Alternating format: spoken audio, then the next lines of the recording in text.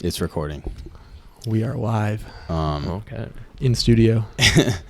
A different version of 2-pack taper tonight. Matt kicked me out of the house, so we took the podcast on the road to our friend Mark's house. And there's three of us recording the first man cast. No women in this one. There's a lot of whiskey being poured. A lot, as in 2 ounces. So 2 far. ounces. Yeah. None being drunk by me.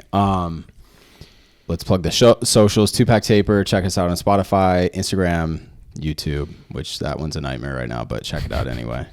Give us a 5-star rating. Thank you. Today we have Jake Kughn, Mark Juel, both of them from the Society Track Club, which we've probably mentioned in the podcast 1,000 times. Right now they just opened a bottle of, what's it called? The Rip Van Winkle? Old Rip Van Winkle that Rip. Jake graciously brought to share. So wait, how old do you think that stuff is? Well, the bottle? It was in a barrel for 10 years. Oh. But I've had that 2 years probably. Yeah. So like compared Finally aged. You've had it for 2 years sitting. Yeah, Okay. So I've had it for 2 years on the shelf.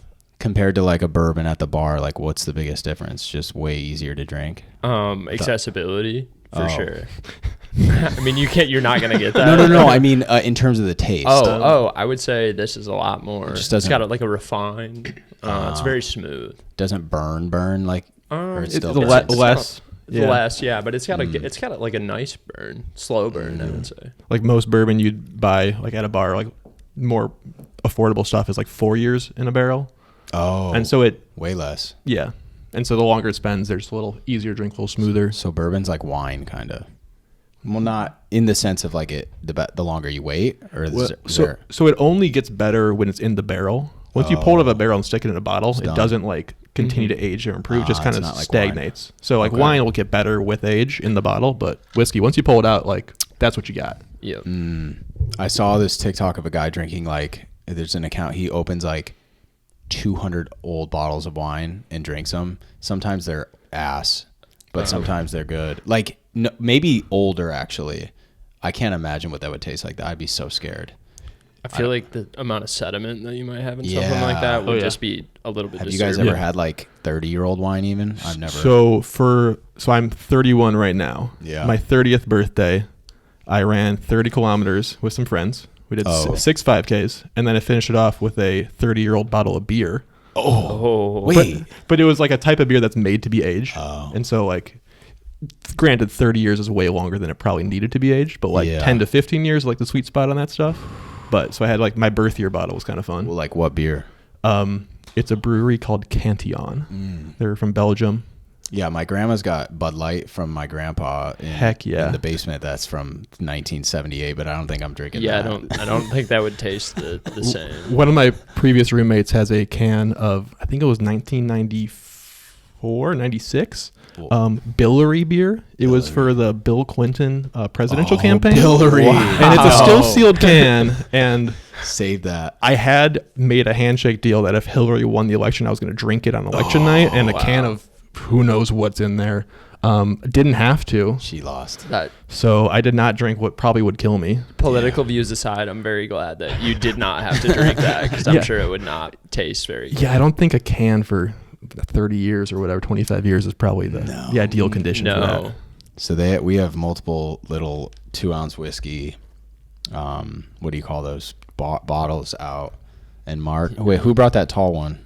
Jake brought that. I brought that one. Yeah. What is that? It's I got it a few years ago when I was out in Montana. It's Whistling Andy Distillery. It's a Harvest Select whiskey. It's in a cool bottle. Yeah, it something is. that it looks like you can't get around here, so I just figured I'd I've never seen a bottle like bring that. it by. It's like a foot tall and thin. It's kind of cool. Yeah. It's before we started recording, what were we talking about? Like, I actually am curious because Mark is what's your official job title? I am a psychiatrist. And you work primarily in the corrections system. Yeah, so I work kind of in a couple different locations right now. Part of my time is working in the prison system. Yeah. And so I treat inmates there as just part of their mental health needs. Yeah. For better or worse, the prison system can be not the most conducive to a healthy mental health environment. It can exacerbate or even cause a lot of concerns. And so people in prison do have a constitutional right to have mental health treatment. And so it's something that I treat them as my patients. I'm not part of the punishment or any of that kind of thing. So it's a unique patient population and an environment that I never grew up knowing many people or probably anyone who had spent time in prison or kind of that world. So I've learned a lot about that regard. But do the inmates, can they request an appointment, or do they have to kind of get selected for that? I believe they can.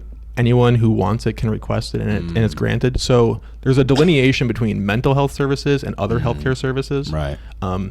All mental health services are free for the inmates, whereas the other medical services, they do have to pay like a copay. It's like $5 or $10. Oh, okay. So it's not a massive amount of money, but there is a cost associated to them, and to get the medications even, there's a cost for them.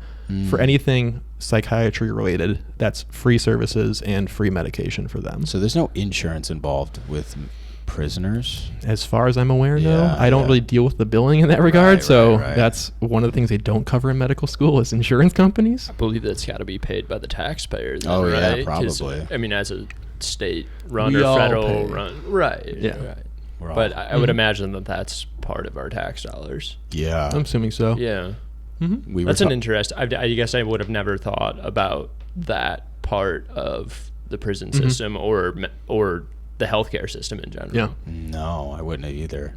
We were talking about because I had a family member who was in jail going through alcohol withdrawals.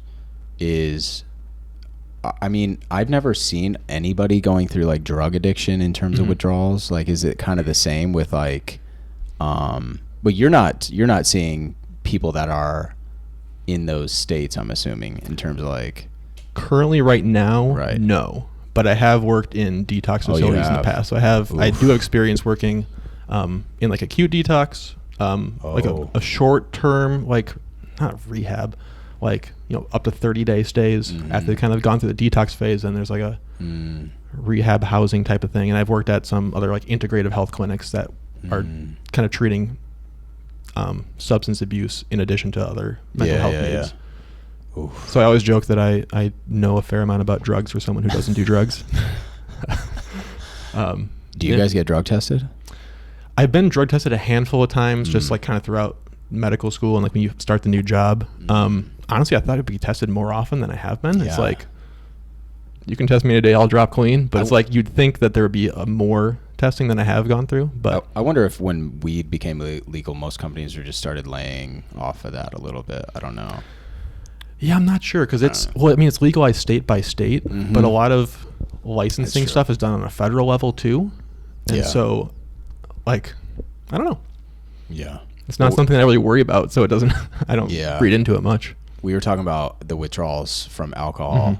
I can't say I've ever had, because I had a roommate who drank a lot and he would have the shakes if he stopped drinking. Yeah. So that's like the early start. That's like early stages of it. Yeah. And I'm like, dude, that could be a problem. We were like 21. I'm like, maybe chill, dude. Yeah. Like, I've never, actually, the only withdrawals I've ever had are caffeine. Like really bad headaches, dude, crippling headaches, which I didn't know, because I used to drink these sparkling waters at 160 milligrams, and I would have 2 a day. Okay. Yeah. And then what, you just decided and to then like turkey one well day? No, sometimes because I could only get them at Whole Foods. And can't afford it. Yeah, well, not can't just that anymore. Actually, they sold them on Amazon too, but if that fucker didn't come on time in the mail, you're jonesing hard. Dude. Yeah, I would get crippling headaches. I would not go into work. I would work remote. Like, it was horrible. Wow. I don't recommend 10 out of 10. Okay. Yeah. That's something I've struggled with a lot in the past. Caffeine? Yeah, for sure. What? I've always I wake up, have at least 1 cup of coffee. And then was drinking energy drinks like my life depended on it. Monsters? No, probably like a year or 2 ago when Bangs were the craze. You remember Bangs? 300 milligrams. 300 milligrams a pop. Dude. Wild. They're still around. Oh, boy, right. Yeah. I've kind of kicked the energy drink thing. Kicked the habit. I was told at my workplace that I had a bit of an anger issue. Really? Yeah, because I would get super mad at stuff. And I learned when you had the caffeine or didn't have enough caffeine? No, did have the caffeine. So I have learned to control that. But it was an issue. Just I would maybe get a little bit too animated at certain situations. So my workplace is a little bit. Are you in office a lot? Yeah, usually 3 to 4 days a week. Yeah. But I work in logistics. It's a sales floor, so pretty animated people to begin with. Right. So this, I would say most people have a caffeine problem. Oh yeah.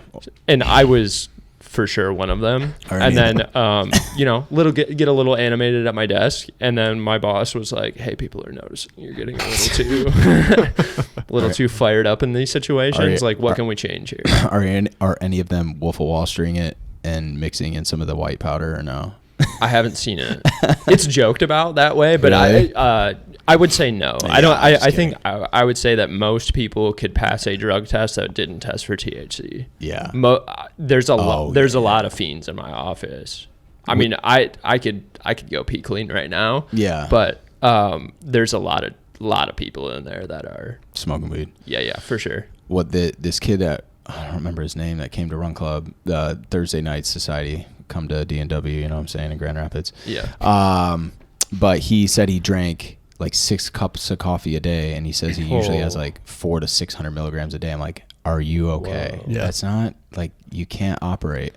Well, it's something that, like, when I have patients, I'll ask them about caffeine intake because it can really exacerbate anxiety. Oh, dude. And so my record I've seen so far is a patient who was drinking 4 pots of coffee a day. 4 pots? Plus a couple energy drinks on top of it. Was he having water? I mean, fuck. I don't know how you mix that in.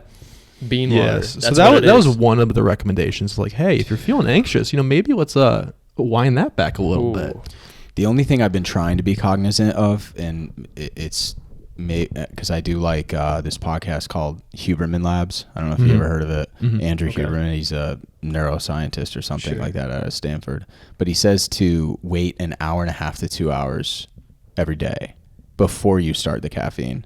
Okay. Something where your brain, like, that's why you get that crash if you pop up and you have caffeine first thing. That's why you might hit that 2 p.m. I don't know if you hit it, but I used to get it pretty bad at 2 p.m. crash. Yeah, usually that was my, like, at pop another energy drink. Dude. Yeah, well, and then I was like, I'm also having trouble sleeping. Who knows what that could be from? Right. It could be anything, really. It could be anything, yeah. Caffeine at 4 p.m. Maybe not. Caffeine at 4 p.m. probably had everything to do with that. So kicking back on that really helped my mood, obviously the sleep. Yeah. So, I think I just needed somebody to tell me that I should kick that back. Yeah, I try to kick it by like noon if I can. Yeah, for sure. Yeah. I'm typically down to one cup of coffee in the morning. Oh, really? Yep. And then I might have maybe one more at the office. Yeah. And the occasional energy drink. Yeah. Certainly not a bang with 300 milligrams of caffeine. Dude. We were talking about drinking before the podcast too. Obviously, we are drinking. Jason, you make it sound like we're getting after it. I think all of us probably in our younger years were probably going a little bit harder than we are now with how much running we're doing. Yeah, I was saying I feel like I'm having like 2 drinks a week probably. Like after Run Club, I'll have a beer and then plus or minus another one at some other point in the week. 2's like kind of a perfect amount. I think they considered, again, always referencing the Huberman Labs guy. He said 2 is like, you might start seeing side effects down the road over 2 per week for a very elongated period of time. Yeah. But I was thinking like 2 a week. If you told me that when I was 25 or something, I'm like, bro, that's not going to happen. It's not even. I'll never get there. I'll never get there. Yeah. Well, now it's at the point. It's like I don't like want to have a drink when I get home from a run. I'm like, I want water. Yeah, that's it. Yeah. And then like I want to go to bed. I'm a big proponent of like liquid IVs. I'm pounding those. Yeah, I've been throwing. Like get some BCAAs in me after a run, and then maybe another liquid IV. Yeah, I'm barely drinking like water. Plain water. Yeah. Well, I've been throwing those Noon tablets in mine. Oh, okay. As well. Yeah. But those the sparkling waters were like my first addiction after I got done drinking. When I finish a run, I'll have 3 or 4 sparkling waters. Dude, do you not get bad indigestion? No. Oh fuck, Burns clean. Dude, maybe I overdid it, but I was starting to get pretty bad indigestion from those. Maybe it's just the burping. I still like them. I love them, but I have to cut it back. Every time I go to Costco, I buy 2 or 3 of mini pallet things of 30, I don't think people understand. Waterloo is probably the best. Waterloo is real solid. Did those have good flavor? In comparison to a LaCroix that has it was once in a room that had fruit in it. Yeah. What's this? LaCroix's flavored TV static. I will still defend. I'll defend LaCroix till the day I die. So I'm not going to hate on it like you guys are. But Waterloo does have some high quality flavor. I think it's a little bit more. So right in front of me right now, I got a tropical fruit, and the can has summerberry, a picture of a mango, a grapefruit, and some pineapple. Yeah. And then I got summerberry, which has raspberry, blackberry, and blueberry. Yeah. So that was definitely all kinds of options. My first addiction after I got rid of drinking, for sure. But yeah, they're sipping on whiskey. What were you guys? What was your guys' drinks of choice when you were big into drinking? Or do you kind of like everything a little bit? I mean, I don't think I was ever big into drinking. Oh, no? Okay. Well, when you're drinking more than obviously now. Yeah. I mean, I feel like I would just go to happy hour with friends and have a beer. Yeah. But that was my beer. Yeah. Yeah. I wasn't first choice. Going out raging on a weeknight. No, why not? Oh, on a weeknight. No. You should, man. Not kidding. I'm happy for you if you did. No, weeknights I never really did. At past 22 years old, who's really doing that? I don't know. Yeah, probably some people. College was. Yeah. Most nights. Yeah, I was drinking. Yeah, Thursday for sure. through Sunday, I was going pretty hard. Yeah, pint night. I went to Central Michigan. Pint night on Tuesdays, cabin on Wednesday. Yeah, explain cabin pint night. They were dirt cheap pints, and it was a giant dance floor full of people. There you go. There you go. Also, they had these drinks called the Blue Motorcycle, which had a Red Bull shoved in it, and came in this 32-ounce cup. So I'd have a couple pints and then go over to the other side with the dance floor and get burn those calories. I was not at the time, so that's a different story. But I was a lot of Jack Daniels, lots of bottles. I would say. Our kitchen had a gap above the cabinets in the ceiling, and it was completely stuffed full of Jack Daniels bottles. Yeah, Jack Daniels and cases of Bud Light. That was. Yeah, I was drinking heavy, cheap. Yeah, heavy and cheap. Yeah. Maybe we should talk because maybe 2 weeks ago, maybe if it was a week ago, I was running with you, Jake, and somebody else. I can't remember who. Maybe it was Dan, and you mentioned. You had previously, probably not that long ago, been 300 pounds, right? Yeah. For reference, how much do you weigh now? I know my eyes got wide right there. Right? Yeah, I did you not didn't know that. No. Oh yeah. No. Yeah. Well, you're thin now. I won't even bring up weight because I know some people are pretty sensitive to it. I'm just for reference, I'm about half of the body weight that I was at a certain point in time. How tall are you for reference? It depends who you ask. I'm 6'3", comfortably. Yeah, 6'2", if you're really gonna judge me, probably. 300 pounds on me would be I would have been dead. For you, at least it can stretch out a little bit. I maybe felt that way.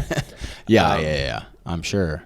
So when, were you a younger kid? For sure. Oh, okay. Yeah, always was. I would say, a typical upbringing as a Midwestern family. Meat and potatoes, a lot of pasta, right? Yeah. Three kids in the household. My dad was gone a lot for his job. Yeah. So my mom was making easy meals, and typically that means a lot of carbs, and I wasn't going outside a lot. So. Oh, really?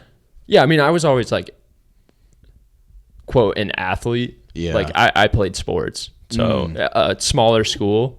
So there wasn't making the cut necessarily. You were pretty much on the team. Wait, where'd you grow up? Near the Jackson, Michigan area. Okay. So in a small Parma, real close to there actually. Okay. Yeah. So, you ran through there. I forgot. Oh yeah, I did. I forgot to actually. Downtown Jackson. I went through there. Yeah. So cool, about 15 minutes outside of there. Yeah. Yeah. It's small school. Anyway, I wouldn't say athletic. Like I say athletic, meaning like I played sports, right? But I was always big. Like I was a lineman on the football team. Tall kid as a young kid? Yeah. Yeah. Ish. Yeah. But more round, I would say. Like, were you inside like video games? Yeah. I mean, I would kind of make excuses to not go do anything outside of just practice. Right. I wasn't like out shooting hoops or whatever. Yeah. So that got worse as I got older because I wasn't good enough in any of those sports because, again, I didn't spend any extra time doing those things. So keep going. I'm going to get a beer. Yeah, for sure. Oh man. Knocked over the mic. Yeah. Causing chaos. So I went off to college, discovered alcohol, and that was added to it, right? A lot of calories there. Did either of you party or drink in high school? I did not. No. I didn't. I mean, I was kind of scared, honestly. I partook like maybe once. Yeah. But pretty strict household, and I just didn't want to deal with what would potentially happen. Yeah. So, and I grew up in Minnesota, right? And like the state like high school sports regulation there was like if you're like caught drinking, you had to take like miss 2 weeks of competition or 2 events, whichever was a longer duration of time. They actually had penalties. Oh yeah, and it was like, I don't know if they enforced it this way. Like the scare tactic they always said is like if you're like at like a baseball game and you're like passing a beer down the line because someone else ordered it, they're like, yeah, if you have your hand on that beer, you are now in possession of alcohol and you're in violation. Did you guys have MIPs? Yeah. In possessions. Yeah. I mean, I didn't have one. It might have been no. I mean, in Michigan, yeah. Well, right. I did not have one. No. Yeah. So I was like, I've always just been like very straight laced, like by the book. So I was like not gonna risk any of that till high school got out. Yeah. So you got out of high school.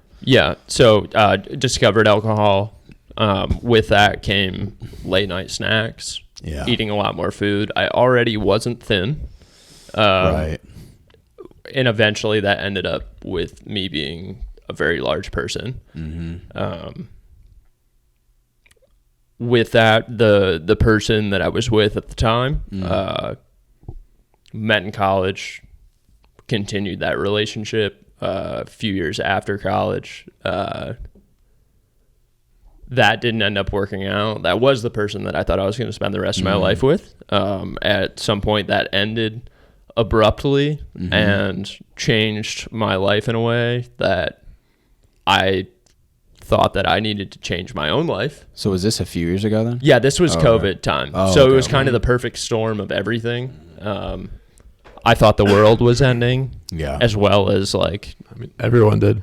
Yeah, well, right. But I also had additional factors at the time. Man, everybody's dumping mics. They're already. I caught mine. That's different.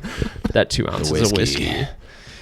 It's crazy that was 4 years ago. It doesn't even feel like it. No, it does not. And what like a world of change. Not to. That's not a pun there. No, I know. But what a world of change! Like just within that amount of time that. I'm super proud of like the changes I've made for the better, the healthy choices. I will say with that,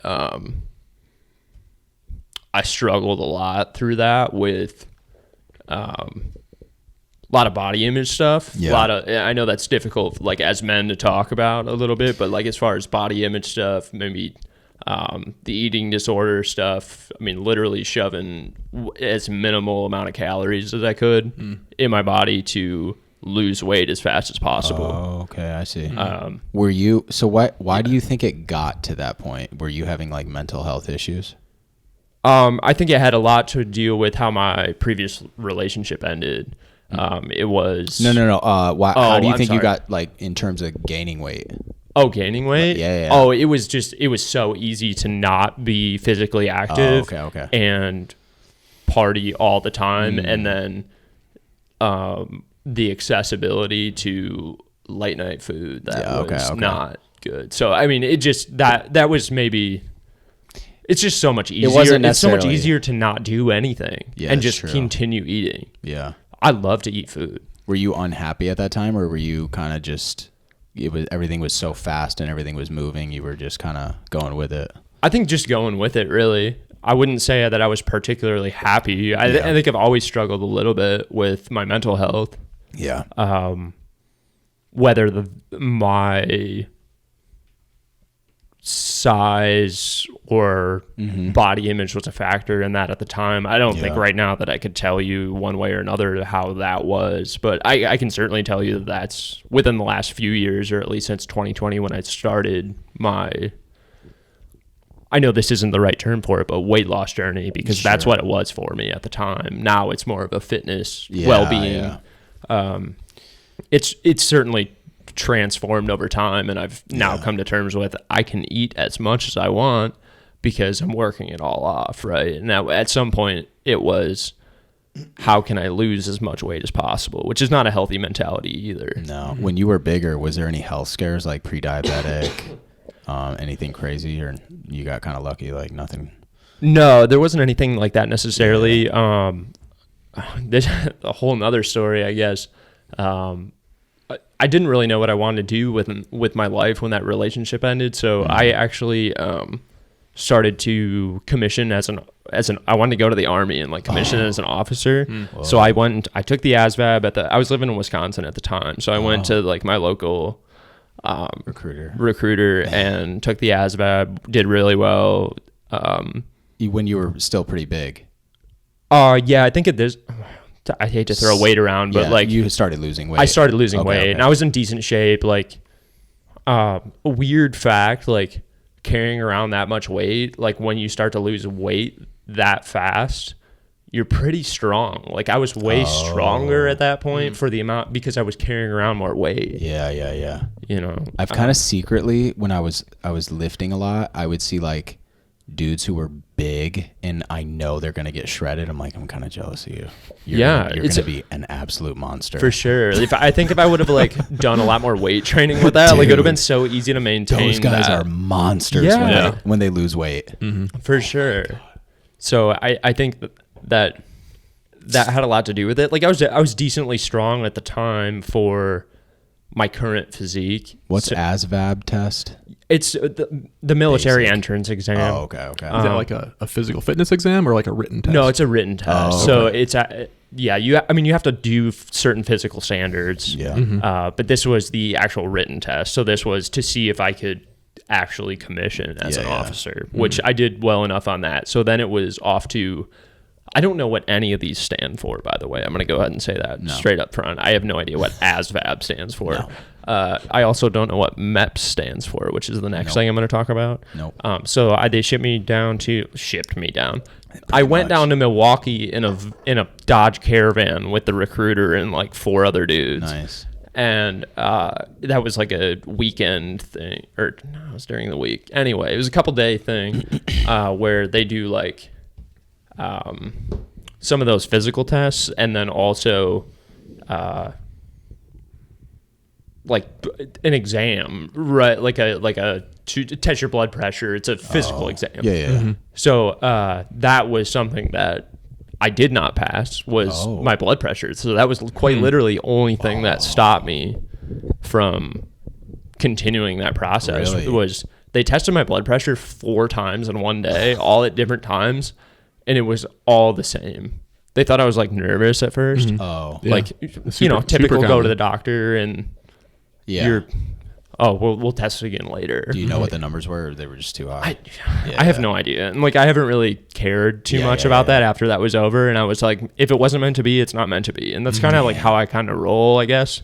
If it wasn't going to work, or if it would have worked out, it would have worked out. I didn't know they tested things like that. Yeah. So, I mean, it was basically all that. Like, you had to do like push-ups, all that stuff. But you also had to go do like a vision test and like a full body exam. Like, they documented, I have tattoos and stuff, so like they had to document all that stuff. So that it's quite literally everything. I think I've seen, I don't know the numbers, but like the Army test, especially the running, it's pretty easy. Like, I don't know if it's like Well, a 2 mile test. It is a 2 mile, and it's not. I think they give you. I think it's like 16 minutes. Yeah, I think it's something very attainable. It's an 8. I'm pretty sure it's like an 8-minute pace for 2 miles. And as all runners, like that's pretty. We also do have a skewed frame of reference compared to most people. Right. Yeah, right. So you don't get in the military. That's 2020. This is, I think, 2021 at this point. 2021. Okay. How old were you? Oh shoot, I'm 28, not 26. So when you wanted to be commissioned as an officer, did you turn mine down a little bit? I turned mine down a little bit. No. I can't hear mine. Wait, maybe I'm tripping. To become an officer. I don't know what it is. I think it sounds good now. Is it good? Can you hear me? Oh yeah, I can hear everything. We're good. Is that different than going in as like a private infantry? Yeah. Okay. Absolutely. So you would go to a different. I didn't know you could just start like that. Yeah. So commissioning because I have a college degree, so I can and got a certain score on their test. I was able to commission as an officer, which I did because of the blood pressure thing. It didn't quite work out, right? But yeah, it's totally different. So because of my education, I would be able to do that. Where enlisting is different. Commissioning as an officer and enlisting are different situations. Yeah. Okay. They also do pretty heavily recruit people going into medicine. They actually have the military runs a medical school. And so you get accepted into the medical school, but you also sign on to whatever branch of the military runs it. And then they or you can sign up for the military, but still go to any other medical school you get accepted to, and they pay for your whole tuition, which is a big chunk of money. Dude, and then you get a monthly living stipend as well. So you get paid to go to school. But then on the flip side, once you finish all your training, you owe them, I think it's 4 years, or every year they pay for, you owe them that many years of service working in, whatever military bases or medical hospitals around the world. So my college roommate actually did that. So she went, she got her bachelor's, and then instead of going to PA school, she decided that she was going to join the military and get her quote education through the military, right? So I had a couple classmates who did it. Yeah, I mean it's a good path for a lot of people. Yeah, it can be the right thing for some people, for sure. I did not go that way, but a lot of people. I mean for sure. I think at my point, or at the point that I wanted to do that, I thought that I maybe that structure would be good for me. I think I found that through other things, particularly running. Not to keep talking about that, but we always do. We always fucking for do sure. But I mean, that's one of. I just thought that structure would be good for me, and I think through that point in my life, I was just trying to do so many things. Like I went and bought a guitar and thought I was gonna try and play the guitar. Yeah. I don't have it anymore, so I have no idea how to play. A lot of different things. My love for whiskey also developed during that period of time too. So I mean, just trying certain different things to try and get my mind off of the bad things that were happening to me, kind of changed for the better. And I'm glad that the things that stuck around did, right? Because I think they're really healthy for me. Not the whiskey thing necessarily, but the running thing, right? Has led me to a lot of good people, a lot of becoming more comfortably socially with, and just in general who I am as a person, I guess. You mentioned, so you went through that breakup, and then you were like, all right, I need to get my shit together, start losing weight. So you started doing it in an unhealthy fashion, you think, initially? Oh, absolutely. Oh, in retrospect, for sure, 100%. Like working out a lot and not eating a lot. Yeah. One meal a day. I'm talking. I would have a piece of chicken or a piece of steak, and then a frozen bag of veggies, and that was what I had for the day. And I carried around a gallon jug of water, because if I kept full on water, if I just kept my stomach full of water, then I was usually able to keep satiated throughout the day. Were you coming up with these ideas, or were you maybe Googling YouTube is a dark place for people that are trying to do this. Really? Oh yes, dude. There's so much bad advice. on how to do things. Yeah. For sure. That can actually, it's awful. But it technically worked, kind of. Oh, it worked. Yeah, for sure. Yeah. Yeah, would not recommend. Wouldn't recommend it. No, I didn't do it the right way at all. Disclaimer on this podcast. Yeah. For sure. Not the healthiest. Sorry. Approach. No, I mean, that's fine. I mean, yeah, you're right. A lot of crazy, like the carnivore diet I've been hearing about, where it's like, oh yeah, you could lose weight, but I have books on my shelf right now that I've never read that are exactly about the carnivore diet, because that's something that I considered. There were so many things. There's so much misinformation out there about how to actually live a healthy lifestyle. And I don't think that any one of them is particularly right. I think there's certain things that work for certain people, but the extremist attitudes towards certain things are just not it. Yeah. Yeah. Did you, how long did it take to where you kind of got to a good place with your body after it started? Or are you there? I would say recent. Oh, very recent. Yeah, I would say probably middle of last year is to the point where I finally realized that I don't have to keep track of calories. Yeah. I don't have to intermittent fast. I can, as long as I'm doing the output, the input doesn't really matter. And as long as I'm not like eating to the point where I don't, where I still like feel okay. Like you also like have to understand your body a little bit and realize, I'm good to stop eating right now. Or like I hate to say like intuitive eating, but like when you're full and you know when you should stop probably eating so you don't feel like crap later. Not to say that doesn't happen from time to time with everybody, but that's a thing. Yeah, I guess. Maybe this is too personal, but like are you going through, or did it happen with your body where like you had a lot of excess skin, stuff like that? Oh, yeah. I mean, I do right now. You do? Yeah. I wouldn't say it's like excessive. Yeah. Like I mean, I'm okay with, I think I'm like also recently okay with like, if like this coming summer when it gets nicer out, I'll be okay. Yeah. It might be a little weird for some people. Really? Maybe.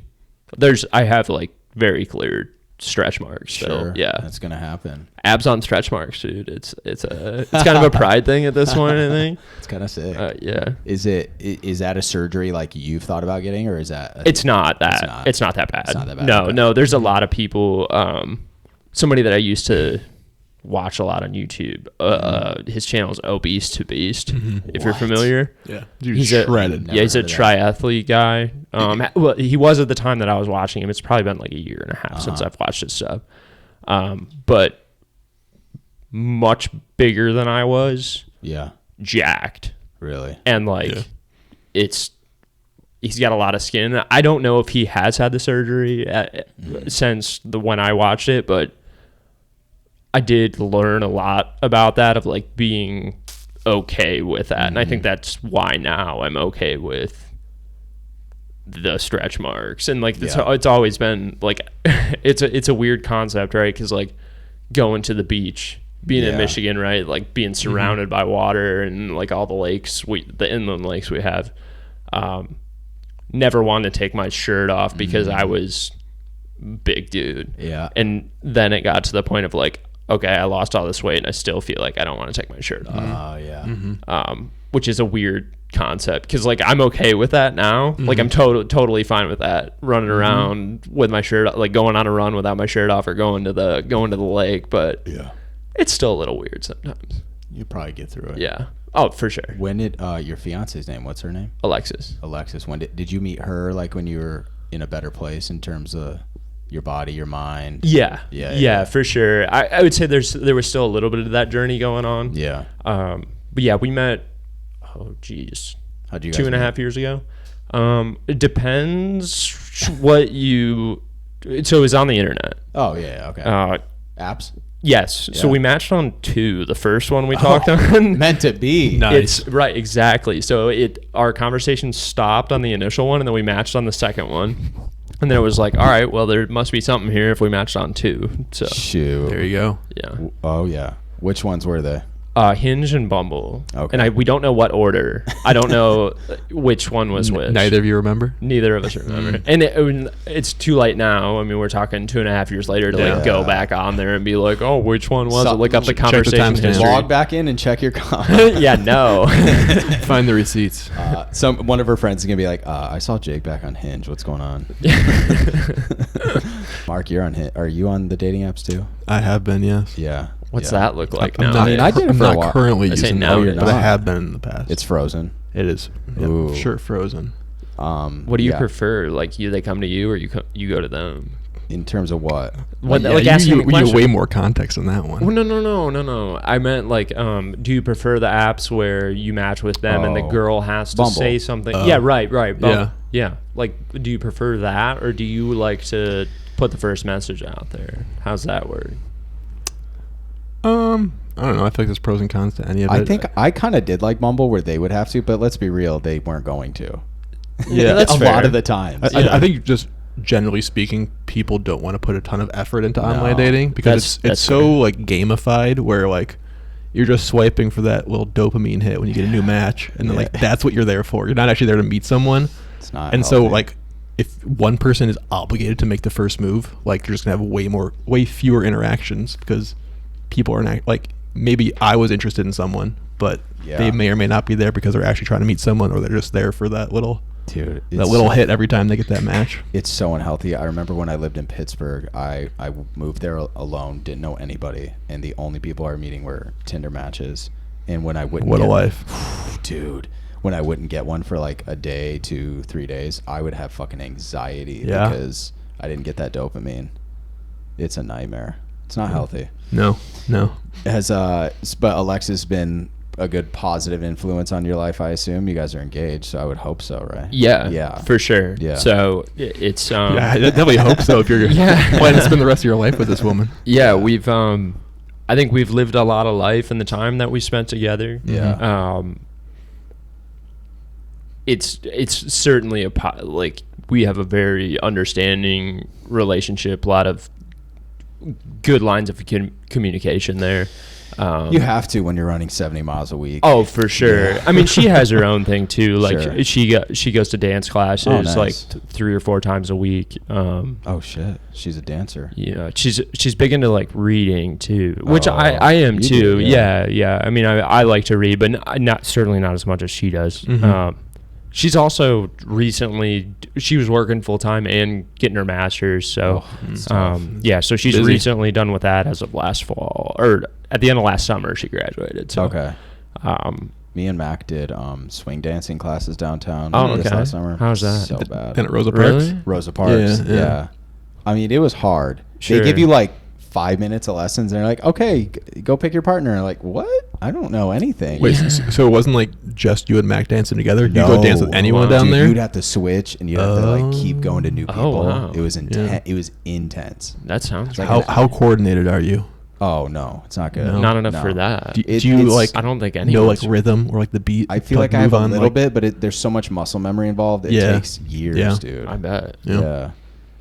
We've had friends that have like for their wedding day do choreograph stuff, which I kind of like think that's a good flex. Like that's something I would do if you're good at it. Yeah, if you're good at it. Because if it's clearly choreographed and still bad, then it's just way worse. Good look. It's way worse than just like going for the classic slow dance and calling it. The awkward movements of of like an ungood choreographed dance. And I think if you're choreographing it, you have to commit fully. Dude. Like if you're doing it like 60% effort, it's uncomfortable for everyone in that room.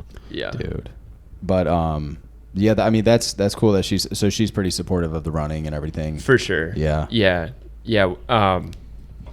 Like I said, she's got her own thing she likes to do. Mm-hmm. I mean, I always try to make a good effort to keep up with my stuff, or what I think is my responsibilities around the house, right? Or Matt calls them blue jobs and pink jobs. Sure, yeah. I mean, like that kind of stuff. Not that this year, I got in 2024, a lot of blue jobs.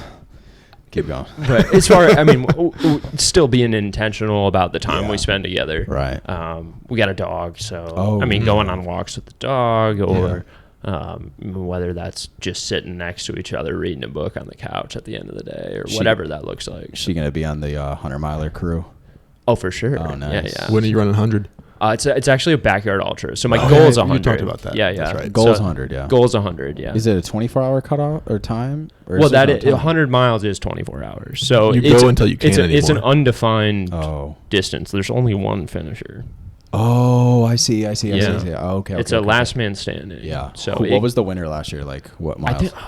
I don't know at this one. This one is for listeners. This is the Ode to Laz in Holly, Michigan, and I do not know offhand. I'm going to go ahead and say it's in the 40s. That was the winner?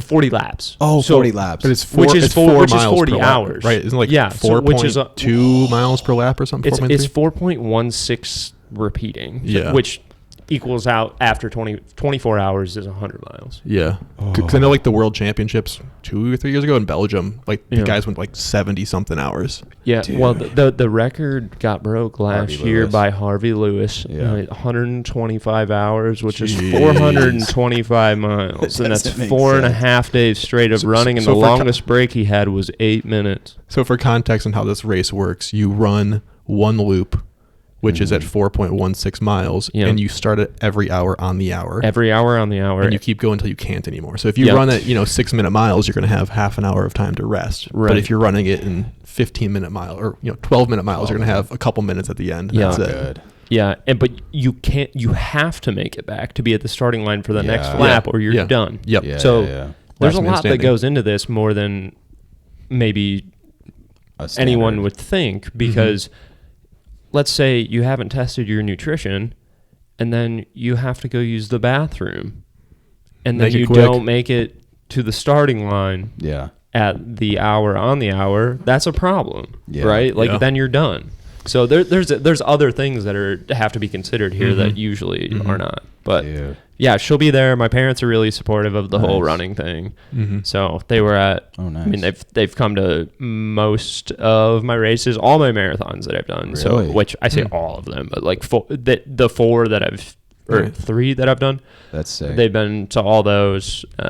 So yeah, really supportive in that realm.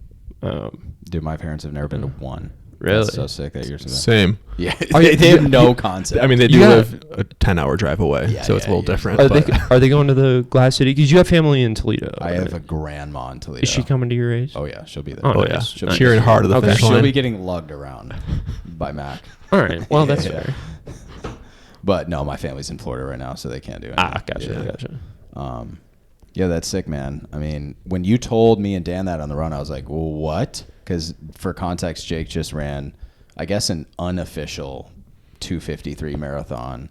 Yeah, officially on Strava. Let's be real. Well, official as in it was a timed race. Yeah. Oh, it wasn't. Sorry, it wasn't Boston certified. It wasn't a Boston. Yeah, it wasn't a Boston certified course. So it wasn't a Boston qualifier. I have to go out and do it again. But it was officially timed. So it was a 2:53 marathon. It counts as a PR. First place. That's a legit PR. It was yep, for sure. 100%. Yeah, first place. First place. So you've come a long way in a short time. Yeah, that's wild. Dude. It's huge. Someday I'll run a 2:53.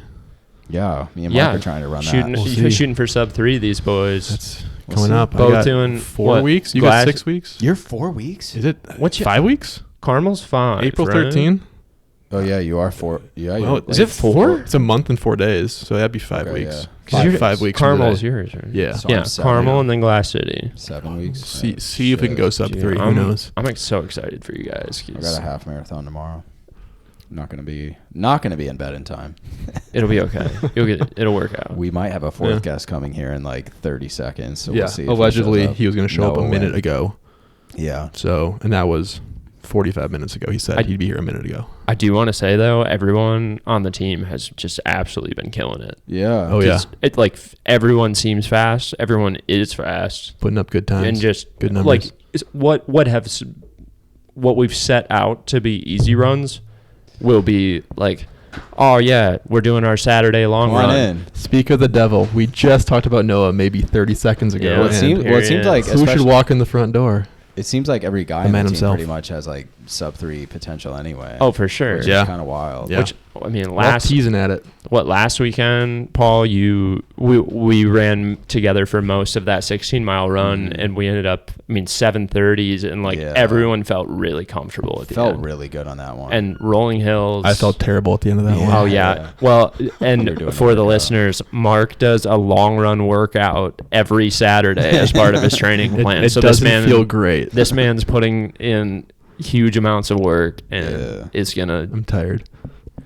He's gonna beat John, I think. John March. John, dude. That means so That'll be the day. fast. That'll be the day. 2:38 marathon. Well, new dad. Challenge him to a race here in like 2-3 months. Yeah, make sure he's sleep deprived, and then I'll kick him in the shin at the starting line, and then I'll go. Well, he'll have to push a stroller the whole way. Mark, what made you think, maybe this was early in your school career, we'll go back to, we'll get off of running for a second. Yeah. What made you think like, hey, I finished my master's degree, let's keep the fuck going and get a doctorate?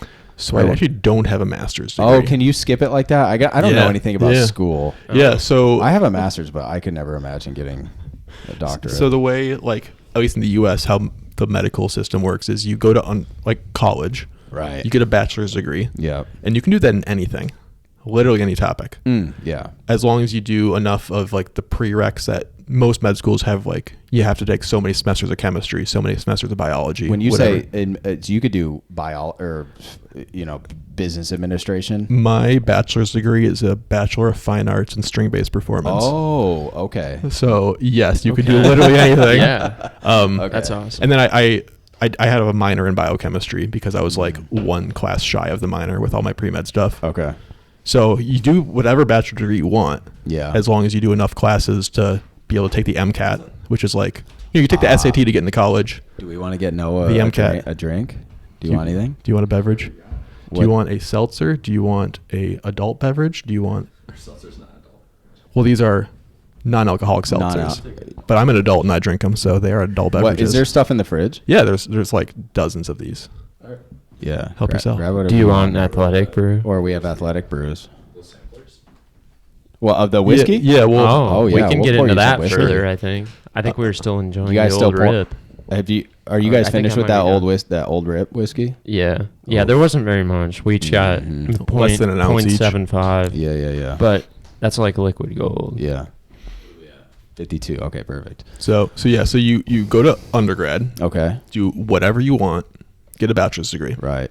As long as you take enough pre-med courses to be able to take the MCAT, which is like the big like entrance exam, score well enough that a school's going to say yes to accepting you. Yeah. So then you apply to medical schools, and it's pretty competitive.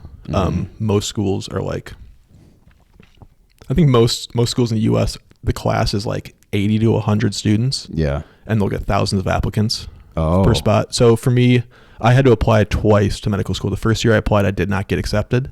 And so I had like an unexpected gap year. Yeah. And that's actually when I started running. I had a year off, and I was like, well, I don't have a job yet. I am not going to school right now. I've always wanted to run a marathon. That's a bucket list item. You were in Minnesota? I was here in Grand Rapids. Oh, you were? Okay. Yeah, so I moved to Michigan to go to undergrad. Oh, okay. And then never left. Can you hear us, Noah? Yeah, they're really loud. Oh, yeah, I hear. Oh, really? You went to Calvin. Is our mic too I went to loud? Calvin. Okay. My great grandfather went to Calvin. Wow, Actually, maybe we were classmates. I don't think you're that old. I doubt it. You know, I've aged gracefully. Way back in I think the 1920s, like maybe early 30s. I remember it well. Yeah, no, but wild though. College was probably so much different. He was trained as a pharmacist, but nice. That was probably what a wild time for that to be. Right. Like get an education. Yeah. We didn't know anything. Prestigious university, by the way. A private school. As of like 3 years ago, it's a university. Yeah. Right. It was college when I went there. Yes. Yeah, correct. So you didn't get into med school. Right. First year. So I applied to probably 15 medical schools, maybe. Jesus. 10 to 15. Yeah. I got waitlisted at a couple, but I didn't get accepted. Damn. And so then I had this year off, and I was like, well, what am I going to do with a music degree? Yeah, that's tough. Because the plan all along was medical school. Oh, okay. So actually, part-time, I did actually teach private music lessons at one of the local middle schools. Nice. So I did have that as a little side gig for some cash here and there. Sounds rough. Yeah, it wasn't great, but got to make ends meet somehow, right? You do. What kind of instruments were you teaching these children? That was just string bass. Okay. So exactly what you're trained for. Right. Well, I wasn't. Yeah. Yeah. For the most part. Yeah. All right. Eve, we learned on the last podcast, plays. I don't know what he He plays. said bass guitar and saxophone. He said, yeah. I think saxophone is what he went to school for. Yeah. I'm curious to hear that. Maybe we'll have a little podcast guest jam session. I know. I told them to bring. What his if you saxophone. change the intro music? Oh, dude! If you guys can make us a song, for you. I'm in. If you guys can make us a song, I'm in. Because we've been using these shitty free ones you get on whatever website. Oh, I like like it. It's kind of in the car. It sounds great. You're committed to it at this point, though. Yeah, I know. Right? Like you're locked in. I know. There's so many episodes with it, but so you eventually get in. Yeah. So I reapplied that year, and so like for med school applications, you apply like almost a year in advance. Mm-hmm. So this was 2014, summer of 2014. I was applying to start school summer of 2015. Yeah. So you like send out your application. There's like multiple rounds of applications you have to send out, and like you send it to a school, and if they like what you sent them, then they'll send you back an additional application. You fill out that, Jeez. and then if they like that, then they'll invite you to come interview at the school. Yeah. And then if they liked your interview, then they'll give you an offer. So I did that, and then I got 2 acceptances my second time applying. So I ended up moving to Detroit to go to Wayne State University. Oh, I didn't know you went for there. medical school. Yeah. So I was in Detroit for 4 years. Loved it. Okay. Awesome time. We did that Tracksmith 5000 at that track last summer. Yeah. I track's fun. was too busy studying all the time to do anything at the last summer even? Well, no. Oh, I mean, when I was living in undergrad, Detroit, like for sure. the medical school campus was like a separate location than the main university. And so like I don't know anything that happened like on the actual college. Dude, I bet. You're bogged down. I was too busy doing my own thing. So that's 4 more years after undergrad. Yeah. Okay. So the medical school is 4 years. Okay. And then you finish that, and then so in medical school you study kind of everything. No matter what specialty you want to go into, you get trained in pretty much every topic. Yeah. And then residency is where you specialize in whatever field you want to do. So in the last year of medical school, the fall of your 4th year, you send out applications for residency. Same process again. You send out, write essays and whatnot, and send them out to all the places you want to potentially go. Yeah. If they like it, they'll invite you for an interview. At that time, it was all in-person interviews, so I was flying around the country to go somewhere if I wanted to interview. They pay for that? Nope. Oh, no, all out of pocket. Yeah, so like students like take out loans for thousands of dollars because like in medical school, there's no way you can have a job and also go to school because like 3rd and 4th year, I would have times where I'd be on 24-hour shifts. Yeah. It's like, how can you like have a job somewhere else? You got to become an influencer, I think. That's the lifestyle, I guess, man. Missed my calling. You did. Should learn some TikTok dances or something. I'll get big. So you fly around the country. Yeah. Anywhere so if they like your application, they'll invite you to interview. And that's usually like September through January of your last year of medical school. There's like a set date in January where for the students, you submit what's called your rank list. So everywhere that you interviewed at, you put a ranking in order from first to last place of what your preference is. And you submit it to this website, computer program thing. All the residency programs rank everyone they interviewed from first to last place of who they would want to have come there. That's wild. And then some computer system like pairs you up. Whoa. And then you find out it's called match day. It's usually in March. And it's a very set time nationwide. And so we had like a huge event at like the big ballroom downtown. You have like an envelope. You open it up like right at 11 a.m. or noon or whatever. I didn't realize. And so like everyone, you find out where you're going to spend the next couple of years of your life. And like you don't get to choose. Like that's it. You're locked in. That's wild. That's way worse. That's like than getting Tinder. drafted by an NFL team that you don't kinda. like. Yeah. So I mean, I got lucky where I ended up matching to residency at my number 1 choice. But I had friends who got to like their 8th choice, their 10th choice or lower, and it's kind of like that kind of sucks. Somewhere in Delaware. I mean, there's a lot of factors that go into play why you don't want to go somewhere. Yeah, I get it. Like some places are known to be more like malignant or toxic. Yeah. There was one residency program I'm not going to name where it was, where the specialty was at, but I knew people who applied or interviewed there, and one of their quote unquote claims of fame is that no marriage has ever survived the residency. Oh, geez. It's like anyone who came in married did not graduate married from the residency. Just break up before. So, obviously those are places you don't really want to go. Yeah. I wouldn't want to go. Maybe if you're someone single. Yeah, sounds like a real healthy environment, huh? What does it? You didn't say why their marriage is so nice. Oh man. Yeah. I'll let someone else figure that one out. I'm All gonna right. live in ignorance and bliss. Okay. Are you guys gonna pop open one of those bad boys?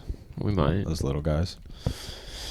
Yeah. Did like so first year residency were some of the jobs pretty rough? I know I had a buddy who is a PA, but he had to go through like psych first, where he was working at psych wards. Yeah, some of his stories were insane. So PA is a different process, and they don't do a residency program in the way that we would do a residency program. Sense. And so for us, so I'm a psychiatrist. So it's a 4-year residency, and primarily I would do psychiatry residency stuff, but we also have to do training in internal medicine. We also have to do neurology, and so I did a couple months of neurology training because there's a lot of overlap between neurology and psychiatry.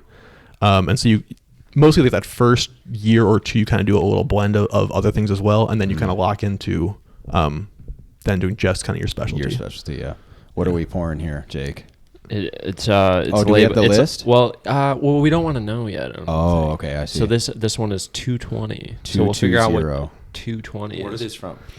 Yeah, so we had these little 2-ounce bottles of whiskey where probably a year ago, 2 years ago, I was in this like whiskey club thing where you just like we get these little samples of stuff so you could try a bunch of different things, and I had to like buy a full bottle of it.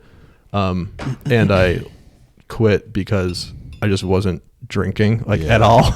As you can see behind, there's like a stockpile of them all there, and they've sat there for a year or more. 25. Yeah, and so I was like, hey Jake, you want to have one or two or however many you want?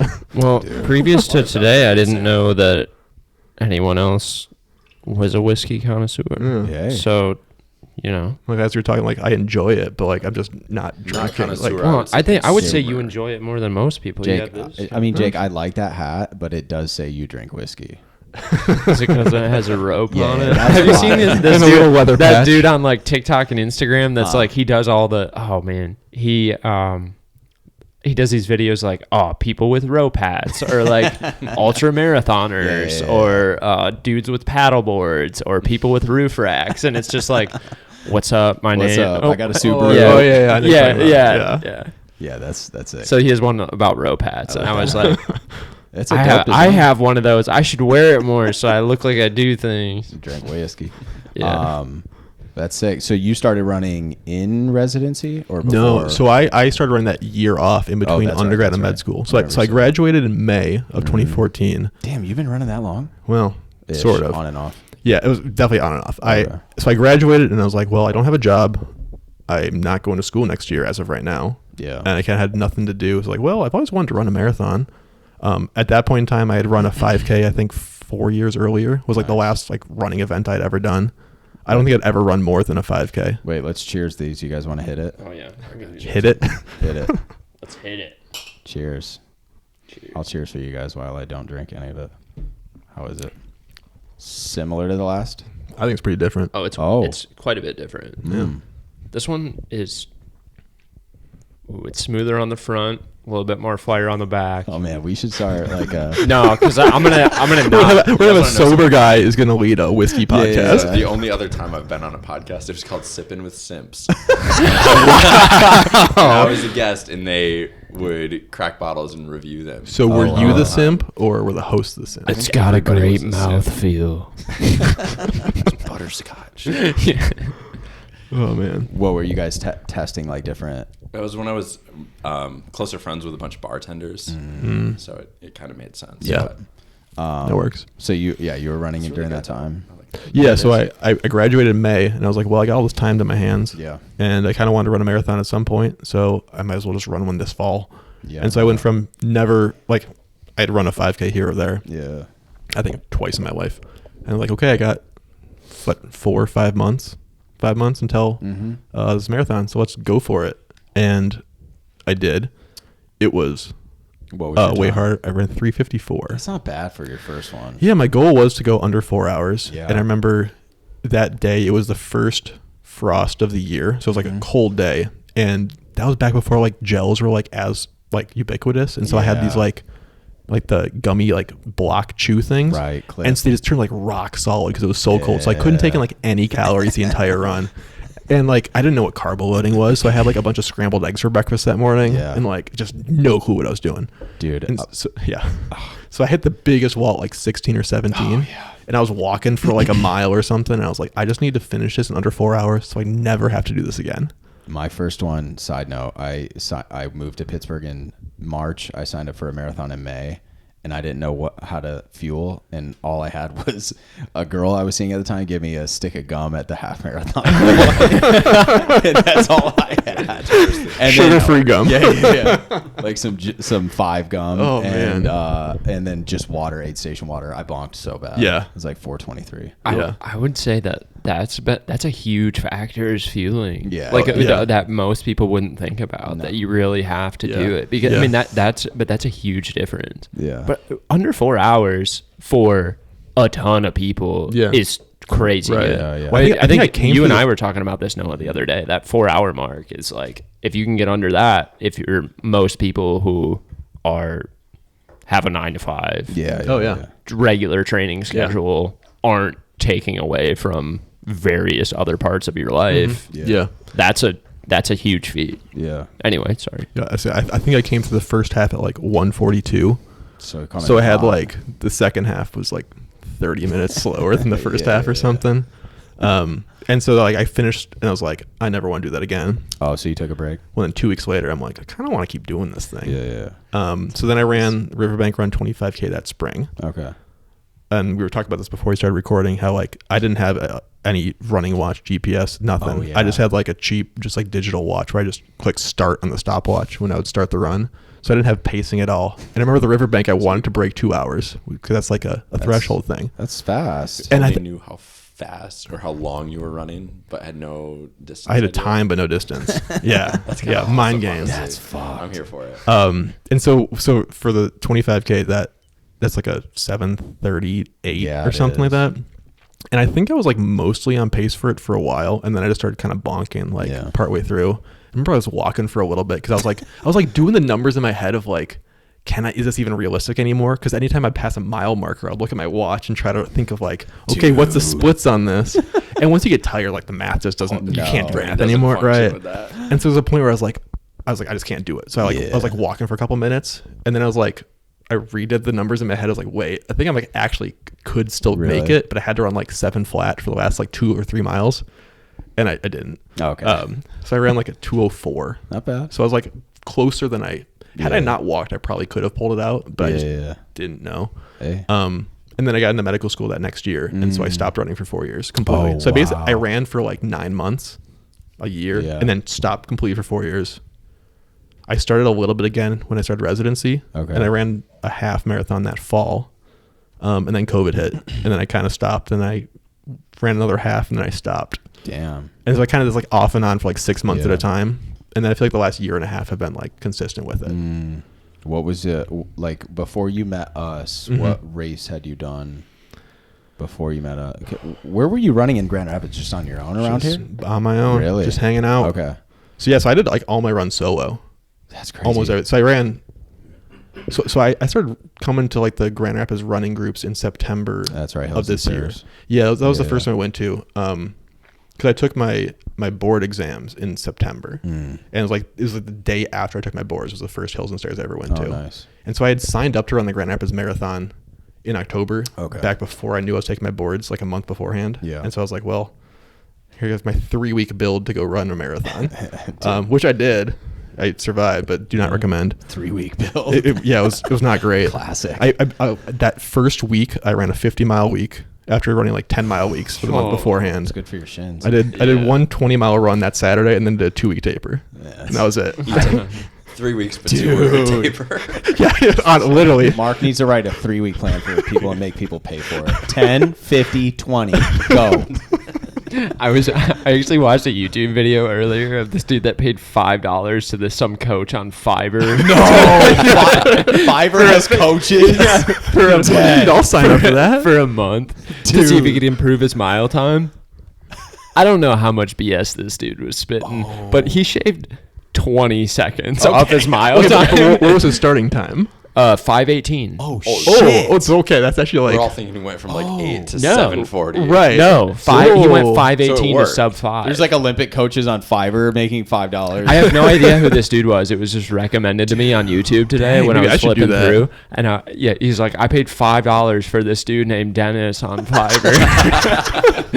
hold on. I got 1 week between my marathon and Society's road mile that event. guy. Find Can I get a Dennis. 6-day training plan? Yeah. You at Fiverr and see what I can I pull don't know. out? You're gonna have to message. I'll send you the link. Maybe Yeah. he's got the link to this coach We'll on hit up Fiverr. Dennis and see what's it's up. $5. Dude, 28 days, man. 28 days. He did it. This dude's doing like 4-day-a-week track workouts, long runs. Like, Okay. Yeah, it was intense. It was That kind of sounds intense. terrible. And this dude, like, who's running that speed? Yeah. He's like, this is too much. Yeah. Like, this is too much workout for me. Yeah. That's my PR. I wonder if 5:20. I wonder if I can get it down. Well, I was talking to John Grundyke today, and he's gonna try and win the mile. Well, Gonna win. do well. He's trying to do well. He's doing. He's in the elite category. Yeah, that dude's fast. Okay, I don't. Real I'm fast. not, so today was the first time I've run with him. Oh, really? What he works late, right? Yeah. So he's not usually at practice. on And Thursday. he doesn't post a lot on Strava. He's hidden on there. Yeah. He's secret running out there.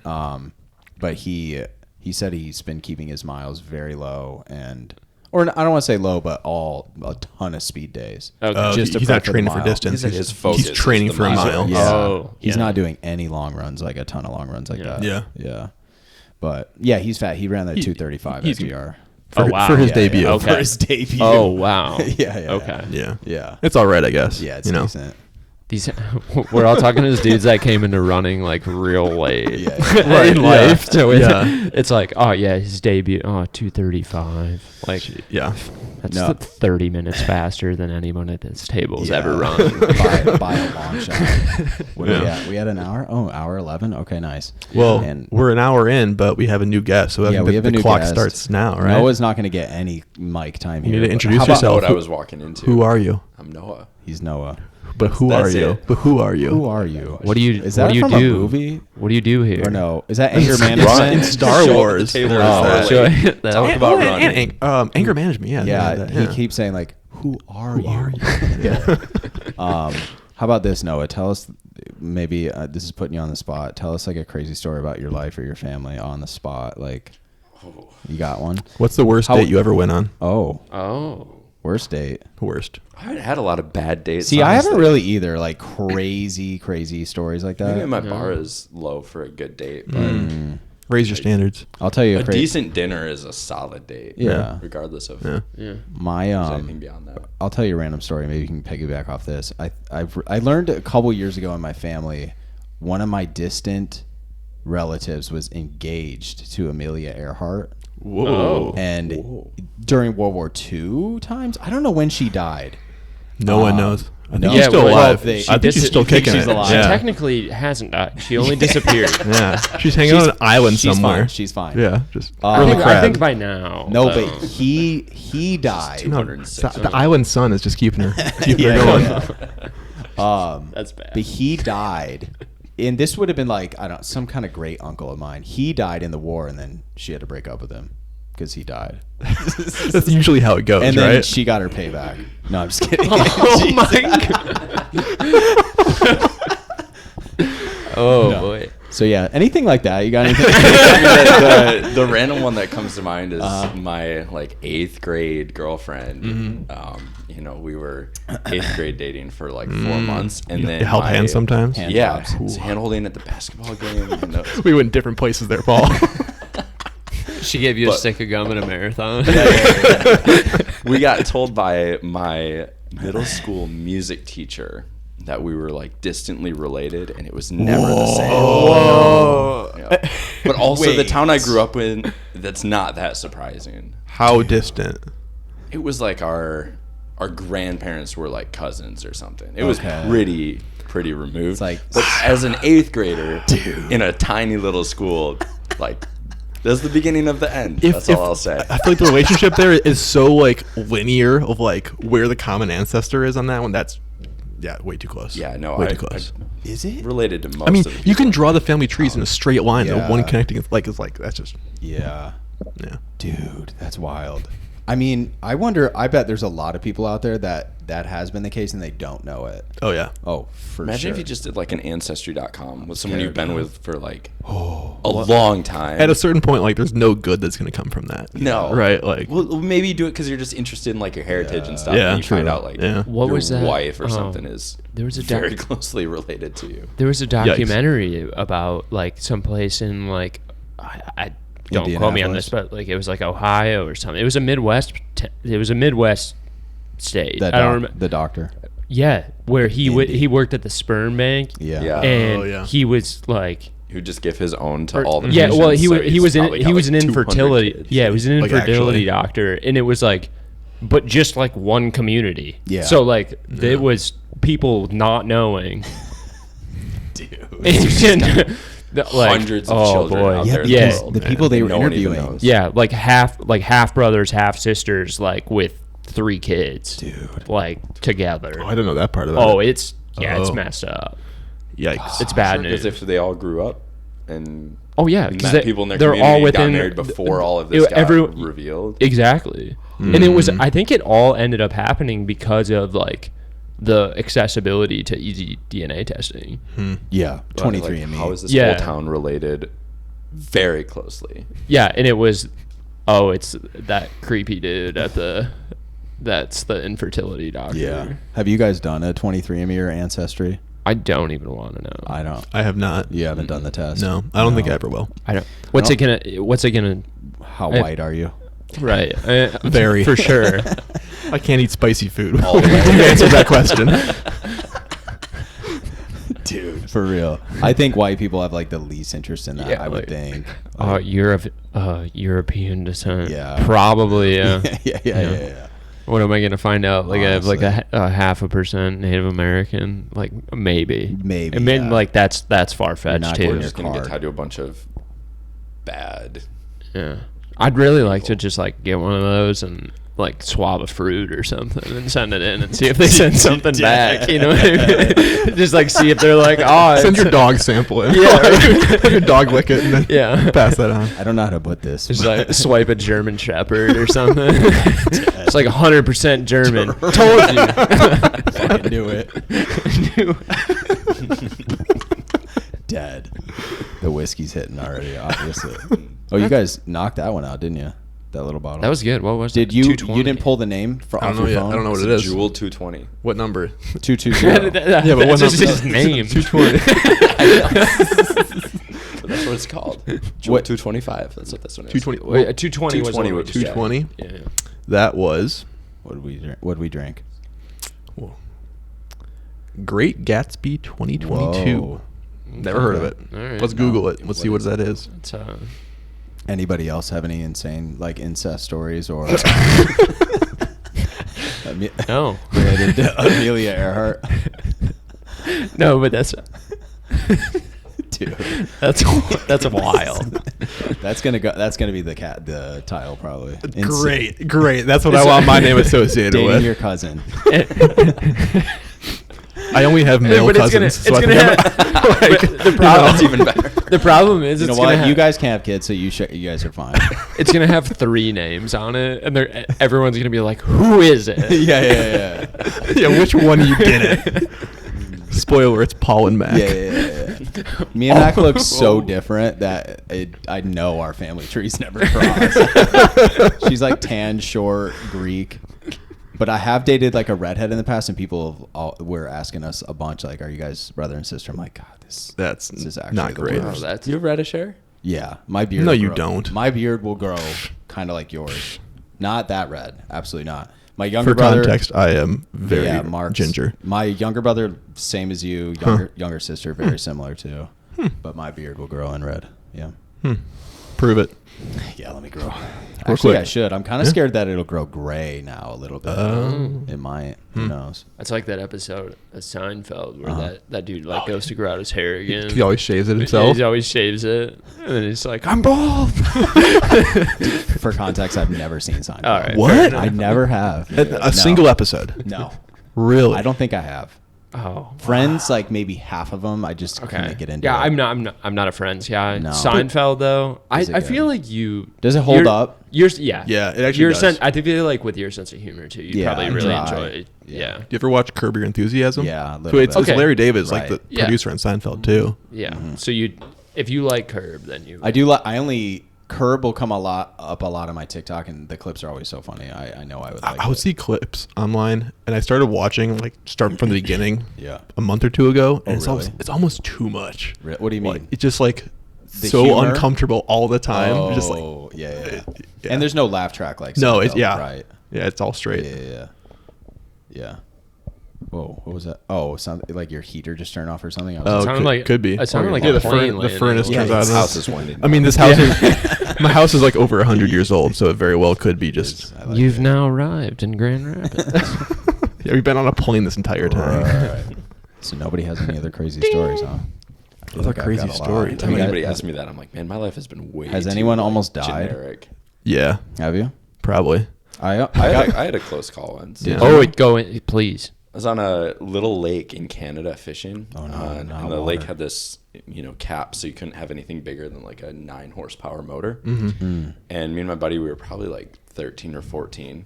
Decided to take the little John boat with a 9 horsepower motor all the way across the lake because it was calm, where the best fish were. Had a whole day, caught a whole ton of fish. And on the way back, the wind had come in from that side of the lake. So where we were sitting was calm. And we got going halfway across and we started hitting bigger waves. And we got real nervous, stopped the boat. We're like, dude, I think we need to put our life jackets on. Like, we're nervous at this point. How old are you? Probably like 13 or 14. Oh, okay. But we were very mature. It was the point where we were like, this might get dicey. We got to figure this out. That's your first situation without an actual adult that you're like, well, we're screwed. We would do these because you're old enough to know camping trips and stuff, and so the campsite went right up to the lake, but the best fishing was on the opposite end. Okay, so you could pull the boat right up to where the camper was. It was sweet. But we got halfway across, and we go to get going again, and we had like 3 waves in a row crash straight into the front of the boat. Like, we're soaked and nervous. We're like, let's just turn and go with the waves, so we're not fighting this thing. Ended up landing at some little county park. And walked back to the campsite, and we're in Canada, and this was I don't know, 14 12 years ago, so like international cell service wasn't really a thing. You just kind of turn your phone off for a week. And so our parents had no idea where we were at. They thought we were just out fishing, and it was getting like dusk, and they were starting to get nervous, and we just walked into the campsite with our fishing poles, and we're like, we ditched the boat. We're here. It had to be a couple miles away. Wow. That's probably the closest I've been. That's I know scary. of. Open water scary like that. I can't imagine. You don't want to mess with that. You guys near death. I came pretty close. Did you? I was 8 years old. I was at like a summer camp, like a sleepaway summer camp. Okay. Playing capture the flag because that's what you do at summer camp, right? Curious to see where this goes. So I gotten tagged, playing whatever, and I was like in the jail on the opposite side. And so, like if someone from your team runs over, like gets into the jail, everyone gets out and goes back. Yeah. And so one of the counselors who was like, I think he was like a high school student, but he like went to my like school district high school, played like defensive line, like 200 and something pounds, and I'm 8 years old. Full sprint running into the jail, knee to my face, because I was in like the front of the jail, and he like last second saw me try to jump over me, but it was just like full sprint, knee collided the front of my face, and then my head hit the ground on the way back. What kind of ground was this? It was dirt. Okay, not cement. No. But I don't remember like 12 hours after that. Like I was completely out. This was in Lake Geneva, Wisconsin. Okay. Was where like the camp was at. And then Bigfoot Beach State Park. No. Can we talk about the Lake insane Geneva's amount a sick of place. responsibility that gets handed to high school camp counselors? To manage kids that are like 3 years younger than them. Right. Well, so they took me to the hospital because I was like, eyes were literally not pointing in the same direction. Like I was completely incoherent, non-responsive to anything. Brought me to the hospital, and then my parents got there eventually, and I was like laying like in the like hospital bay, and they had like one parent sitting on either side of me because I was just like convulsing and twitching for a while, and they wanted to like make sure that like I was twitching on both sides of the body because I thought I was gonna be paralyzed, and like make sure like both sides are like reacting the same way, right? And and my face was all just like mangled because it's super swollen up. My front 2 teeth are fake because of that. Oh, really? These two are fake. Yeah, Wow. got them knocked out in the accident. And so like I don't remember like any of this. I have a very vague recollection of being in the CT machine and like hearing the like CT tech being like lay still, Mark, lay still. And I guess because I was like moving and I don't remember any of that. And then they took X-rays and like an MRI too. I think like they did like all the scans. Yeah. And they also didn't know where the teeth were because they were just like gone. Oh. Did you eat them bad boys? Found them on the X-ray right in the stomach. Yeah, because I got knocked. No, I don't want to. So I got knocked backwards and just like they just kind of went down the hatch with everything else. Ate them baddies. So actually I have Little that. chiclets. So I have the X-ray of it. It's kind of like, do you? Like a couple weeks later, like went to the dentist. And my parents brought the X-ray to show the dentist because like kind of funny of like here's where the teeth are.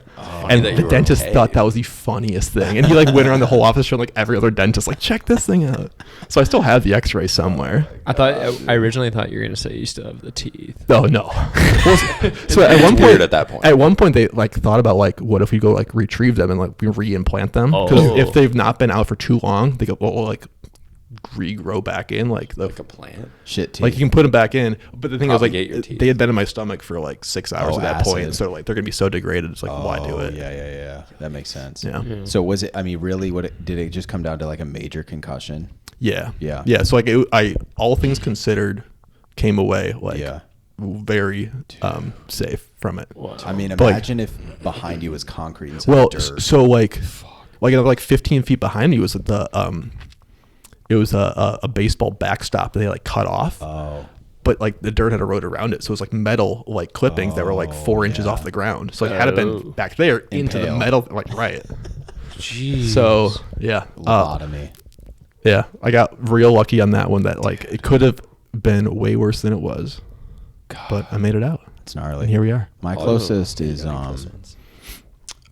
when I was like 9, I lived in a women's shelter. That's another story. I think you talked about that in the pod at Have one I point. before? Yeah. Okay. Yeah. I'm familiar with it, and you haven't told me. So Previous episode callback. I lived in a women's shelter. Highly recommend. And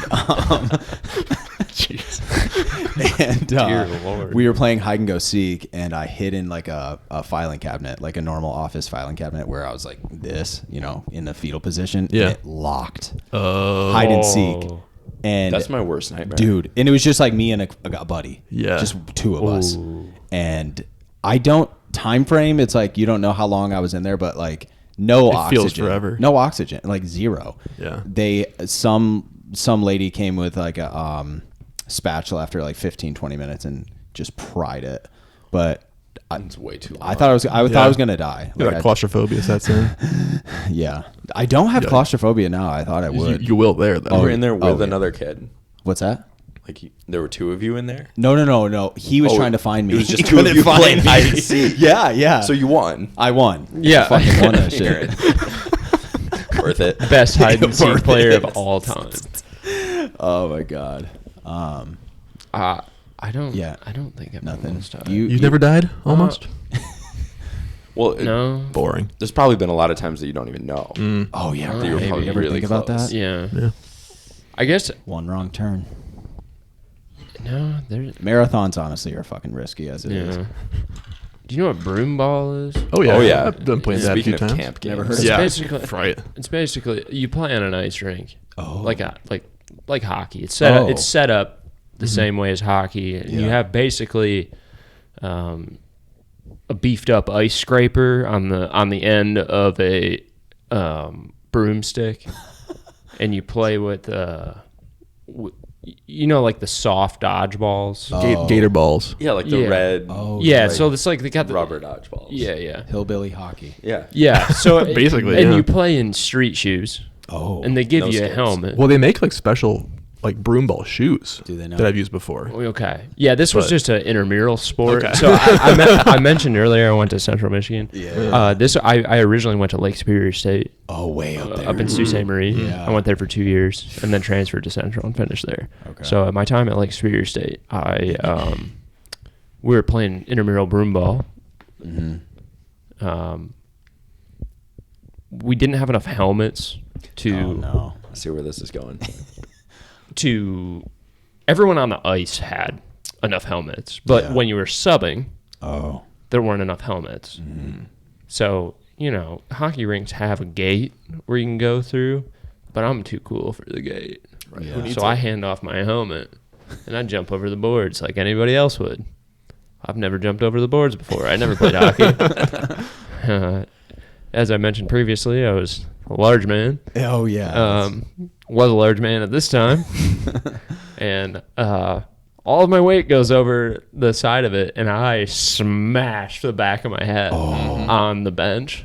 Oh. So you like went back. Yeah, and then I woke up at the hospital. Oh, shit. So, nice. I ended up okay, but probably the worst part of that was like 8 hours later, I'm still strapped to like the board, right? Because like they thought I had like a neck injury. Yeah. And I ended up with a like concussion. Severe so concussion. yeah, like I had, it happened on school property, so like they're pretty lenient about me not going to classes for the next like 2 days because of worth it. that. As long as you promise to not sue, they'll let you go to class. They like let me. They sent me to. So anyway, I was strapped to like a headboard, right? Like 8 hours later, and then like I was still in the hospital when classes were happening the next morning because these broomball games happen when there's available ice, 11, which is usually midnight. like 11 p.m. on a Tuesday, Jesus right? So Christ. yeah, because like even the high school in town would get the ice. Like they'd have hockey games there, and any hockey related thing would get the ice before these stupid kids that are 17, 18, 19 years old would go out on the ice with, again, broomsticks with beefed up ice scrapers on them to hit a ball around. So it was super late. I had a bad concussion. They sent me to the doctor on campus. And they you do a medical questionnaire when you go to the doctor. Did one of those, and they were like asking me all the questions, and they're like, "Do you really have this?" And I was like, "I didn't answer that way." And they like showed me the checklist, and I was like, "That can't be my checklist." And it's like my signature at the bottom. I'm like, "Oh, like I legit don't know what's going on right now." No. So. They're like, do you have it's like history of this? And I checked yes. And like history of pregnancy. So yes. I don't know. It's like maybe in the back of my mind, I was like, I don't know. I better put yes in case like having some fun. There's a chance, dude. Right? So give you. I forgot. So and not that I like almost died, but like, right. kind of strange injury Gnarly. Situation. Funny story now, but. I know. I wonder what the ramifications, because I've had some head injuries myself, and I'm just like, what's the CTE that's going to come back to me down the road? I mean, do we want to get into this? I got the data, but I don't know if you want to. I know I've had two pretty, not as bad as you guys, but like 20 seconds out. That's it. Maybe that. Yeah. 10 seconds, 20 seconds. Yeah. I wouldn't say yours sounds a lot worse than mine. I'm gonna go on record and say that yours is probably 10 times worse than mine. The one yours part was front. You could walk away from. So I forgot to mention. So they almost were gonna airlift me to Chicago to do facial reconstructive surgery because I was so all messed up and contorted. Oh boy, damn. So they didn't. Maybe they should have. Isn't the number I don't know, 3 bad concussions and things get kind of dicey? I don't know about that. I'm not sure. I don't know. It could be. I think it's more than that because like I think like 3 is what they. I think high school sports, if I think they cut you off at isn't it like 5? They cut you off. I have no idea. Yeah, like you can't. No more concussions for this guy. No, like you can't play anymore. Like if you have like 5 documented, like you're done. So I think it's more than that. I'm not sure. Yeah, I'm not sure. More does it affect you at 16 then? Well, yeah, that too. Yeah. I mean, that's gotta have a lot to do with it. We're talking about like a guy who's 30 years old and in the NFL who gets 2 concussions. Well, his brain's probably less of an effect as like. Well, the NFL guys, it's not the concussions it hits; it's every single player smacking their head against micro hits. So it's the cumulative load of all those things over and over and over again, as opposed to just the one big time event. They're all not great. No, I'm not a medical expert. Mark is the medical expert. Yeah, I do want to reiterate here. I am Speaking for entertainment purposes only. Yeah. If you have a medical question, please consult your own physician. This is not intended to diagnose, treat, or cure any medical conditions. Please do not sue me. So horrible. I gotta put that liability out there. I didn't get past 8th grade in tackle football because I just remember this game on a kickoff. One of our teammates got off the field. He got knocked clean, got off the field, and like just started speaking gibberish. Yeah. And I'm like, I don't think this is gonna be for me. I was like 100 pounds anyway, and just 8th grade, we're seeing concussions like that. Yeah, it's gnarly, man. Yeah.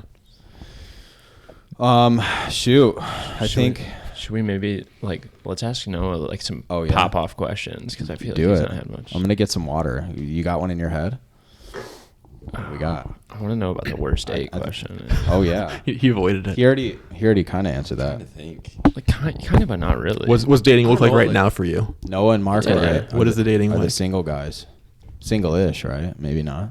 Maybe I'm. I would say ish. Ish. Okay, what's that mean? Explain. It means I'm not in a hurry. Okay. But yeah, I feel like single-ish means there's someone that you're seeing. it's true. Okay. Yeah. What kind of dates are you taking women on? Like what's your, for the Grand Rapids listeners, where are you going? Like if you're gonna go take somebody to a nice dinner, where are you going? And then describe the place for the rest of the viewers. I'm trying to think what a go-to is. I've been big on Indian food lately. What's your spot in town? Whole pin. Yeah. We've all Yeah. had. Oh yeah. It's probably like the. There's a couple in GR that are good. Yeah. Curry Leaf on 44th Street. I mean, Oh, Pin is good. the only one I've been to. Yeah. But that's a good So spot. all my coworkers who are from India, when I ask them where they go to eat, they all go to Curry Leaf. Really? And so that's about as good of an endorsement as I'm going to find. So it's Okay. real good. Sounds like I Nice. need to add it to the Yeah. list. Yeah. They do a lunchtime buffet during the week. I don't know about the weekend buffets. But my goal is after a long run on Saturday, we got to go find all you can eat Indian buffet. I'm down and for just that. Yeah. I feel like I need an do hour. some work. An After- hour? I need way after. more than an hour. After you run, you mean? Yeah, before that kind of food. Oh, Oh no. no, you're ready. Straight to my Well, body. I do want to shower. Let me shower, man. Yeah. I'm going to be sweating anyway. Yeah. You get real spicy. Oh yeah. No, I think for me, like worst dates are always just when they feel kind of dull. Like, Yeah. we've all been on it. Where When you like, know the 4 conversation minutes in. doesn't flow. You Yeah. have to sit there and like think about, oh, I need to come up with something to ask that's interesting and might lead to more. Like, if that's a thought in my head, like it's kind of like, okay. Like, hey, have you almost died before? this should Great opening line. Candidly, Do you want to hear about when I dated my cousin? Great icebreaker, by the way. You want to hear when I was the captain of a boat hey, one we're time? not cousins, so that's like check one. Yeah. Cool. Yeah, that's rough when you're like 9 minutes into a date and you're like, oh, I'm not feeling this. Well, I've done that. Or like Dude. the service is slow. Oh, yeah. You're like, please just bring me a check. Yeah. Yeah. This was nice, but I'm ready to go home. Yeah. Yep. Dude, Yep. It happens. Yeah. I don't miss those days. Are you both going on little dates here and there right now? Well, Mark, I know you said you were. We're going on dates. Nice. Yes. Heck yeah. Sick. That's fun. Jake, what do you and your girl do? Like, do you guys have going out nights? Yeah, I mean, I feel like we like today we went to Noodle Fest together. Oh yeah, that's right. Right. Noodle Yeah. Fest. So I mean, we do stuff like that. I know you guys turned up at that Irish bar not too long ago. You told me about. That was a rough night. Yeah, I mean, we try to be intentional with. Yeah. Not all the time, right? Because I mean, going out gets expensive. So Yeah, for sure. I mean, we like going to. We both like craft beer a lot, so a lot of good breweries here in Grand Rapids. We have a few favorites, but like trying new spots. So What's a hidden gem that a lot of people don't know oh about? geez, I feel like at one point it was Arvon. Oh, I've been there Brewing. once. Yeah, They're like half a mile from me. yeah. Oh, it's so Are they really that close? So yeah, for listeners now know where I not, live. It's not very far. It's from kind me. of like in Mile a radius. Within not half great area, right? correct. Yeah. Yeah. AKA my neighborhood. Yeah. It's a great spot. Yeah. Lost Art in Walker. Never heard of that. Oh, it's so good. They've got the smash burgers out front. Yeah. I run yeah. past that twice So a week. They have really? they have a food truck called Lost Burger, and it's great. I hope they Right find out it. front always? It looks kind of like a dive, but it's good. Oh, it's so I've never good. been in there. It's It so good. smells They have really good. so they have the burgers are great. Yeah. The food truck does travel around from time to time, but mostly for like the Riverside Park food truck thing. So like it's mostly like local food truck events that they'll take at you. Most of the time it's out front. They do like ice cream, sours, and milkshake IPAs. It's that's wild. It's so good.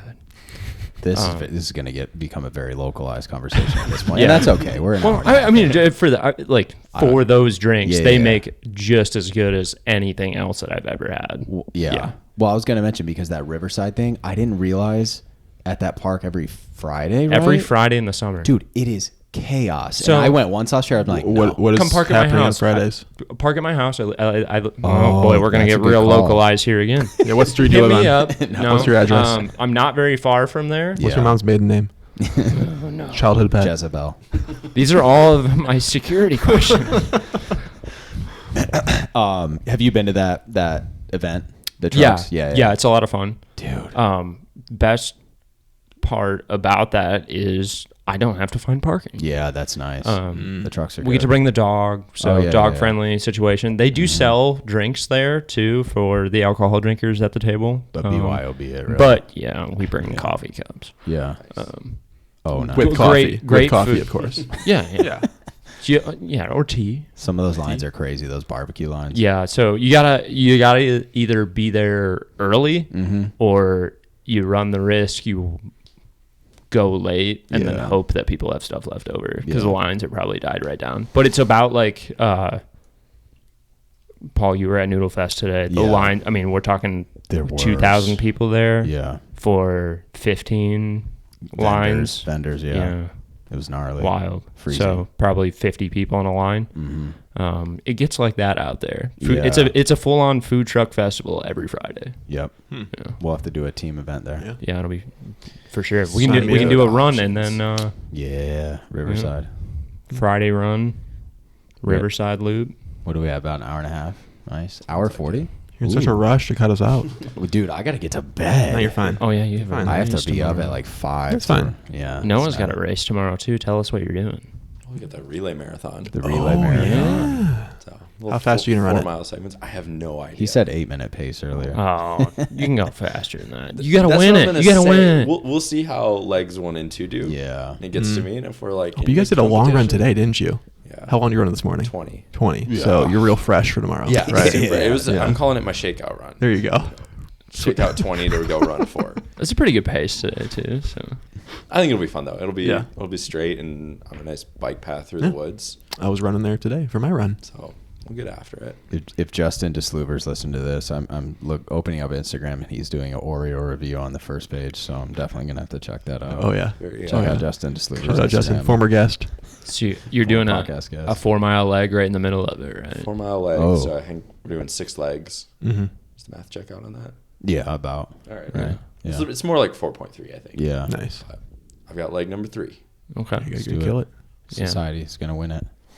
I think so. I think I do think the demographic for the teams is a little bit older than our. Oh, so we have to win. Team. Well, not necessarily. There's a lot of fast older people, but I'm just saying. I've been humbled at many races by people who look like they should not be as fast. For sure, and that's not what I'm saying. I'm just thinking that we probably have. Everyone's kind of in a training block right now. That's true. Yeah. So I didn't mean anything by that, but I don't think there's probably another group of the 40-year-old people that are probably on the other teams, because I do know other people that are running. Smack talk. Yeah. I don't want to smack. I'm not going to only if you win.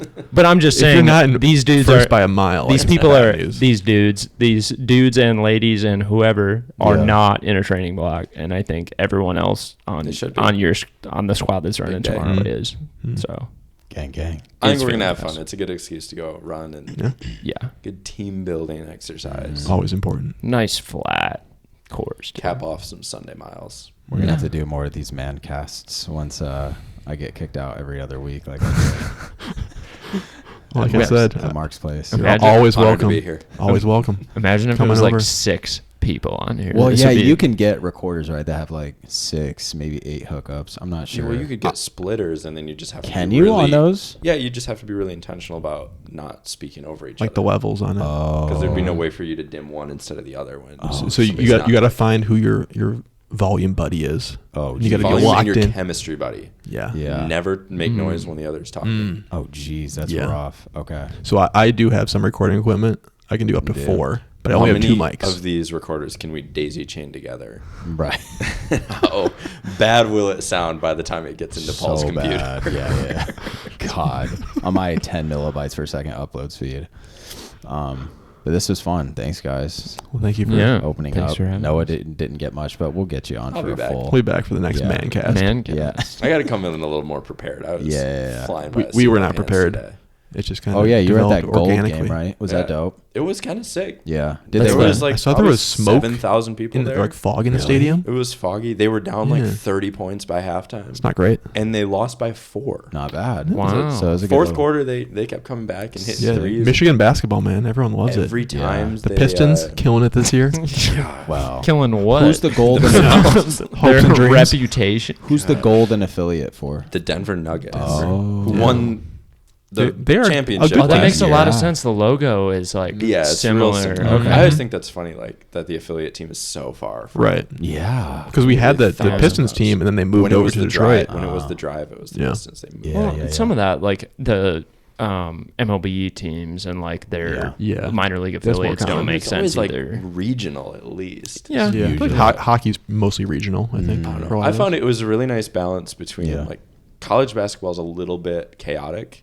In the sense that they're not all pros yet. They're not all going to go to the league.